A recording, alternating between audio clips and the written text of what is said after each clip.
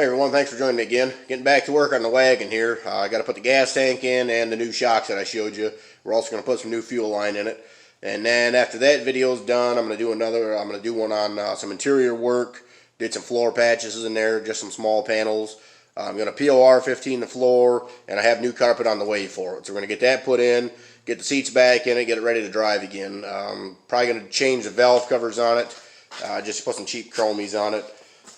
Just kind of dress it up a little bit. I'm going to go to a couple car shows with it, probably do some cruise-ins, things like that. I am going to hopefully try to buff the paint. The paint's not horrible, a little dirtier than hell right now. I've been sitting here most of the winter. But I am going to try to buff that out. Never done it before. Doesn't seem like it'd be that difficult. You know, a little bit of elbow grease, but, you know, we're used to that. So I'm going to do that. So stick around, hit the little subscribe button, one of these corners here, wherever it's at, and we'll get it done. I got my gas tank straps here. I got them all cleaned up with a wire brush, and I got them laid out here on my multi-purpose paint booth, also known as my garbage can. But I cleaned them all up with a wire brush, and I'm just going to spray paint them with this 2 times. This is some of the best damn paint I've ever used. Really good adhesion, really thick. If it's anything that I have any importance or care about, this is generally what I use. You know, a lot of other people use other stuff, but this is the best stuff I found so far.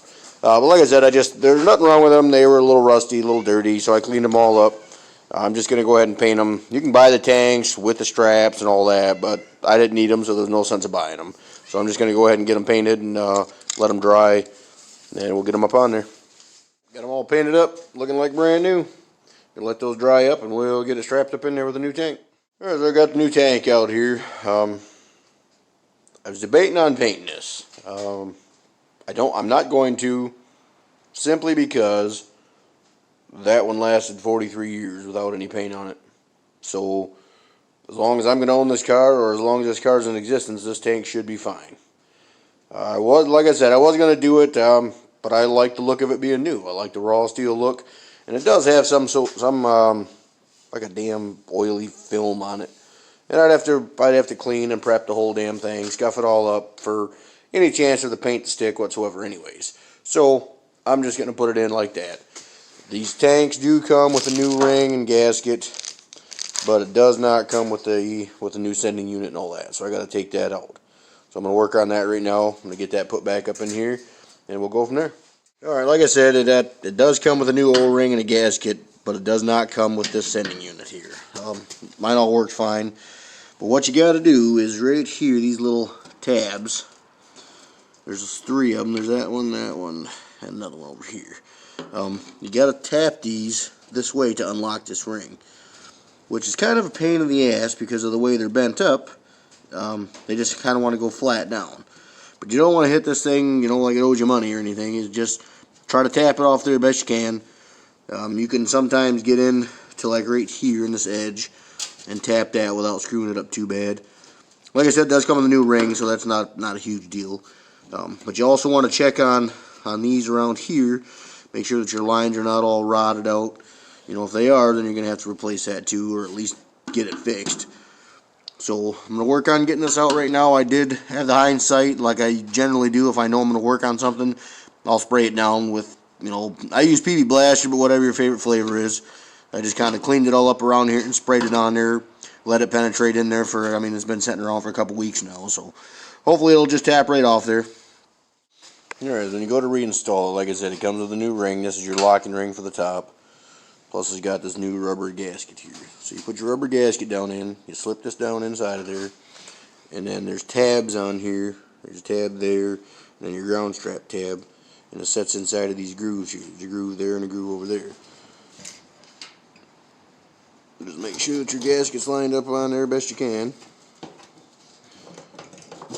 And that should set right down into there pretty flush. And your locking ring, make sure these tabs here are sticking up. And just slip it over the end of this here. And then you get it lined up, you know, with these corresponding little things like this here. And then you just tap it around. And you tap it all the way around until it locks in. And these little corresponding things here, you just set it down in, tap it all the way around until it sets into these little locks. And then it's back in there. Just make sure your orientation when you take it out, make sure that your lines are pointed the exact same way as they were when you took it out of the old tank. I did that by lining the spout up this way, same as on here. So I took it right out of there, pulled it over, put it right down inside of there. I mean, I cleaned up around it first, but you get the gist. Alright, got the shocks installed there. I was a little worried about the clearance on the exhaust on that side over there, but it ended up clearing. I got space all the way around it, no problem. Yeah, even if they don't end up doing anything special, they sure as hell look cool. Now on to getting the tank in. I got to get the tank prepped up. Got to get the lines put on. Like I said, I got that thing all in there. Got to get some new lines put on. 5/16 line here, 3/8 line there. I'll get those run out, and I'll bring you back when I get it up in there. And back underneath the car. Got the new gas tank put in here. That's all in, installed. Got new hard line run. 3/8 line, just a hard line. I'd put the bends back in like the original one had in it. New rubber hose and some clamps. That is fuel injection rubber hose, not just that super cheap, crap. That's actually really good rubber line.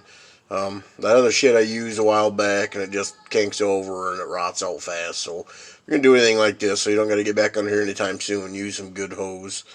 It's a little more expensive, but worth it, worth it in the long run. This tank was a direct replacement fit, but the fuel neck that comes up was about, I would say, an inch lower down in the where the door opens on the side of the thing on the side of the car about an inch down. So I ended up, I did install it, and then I just took a pry bar inside of there and pried it up so that it come up to where it was supposed to be at.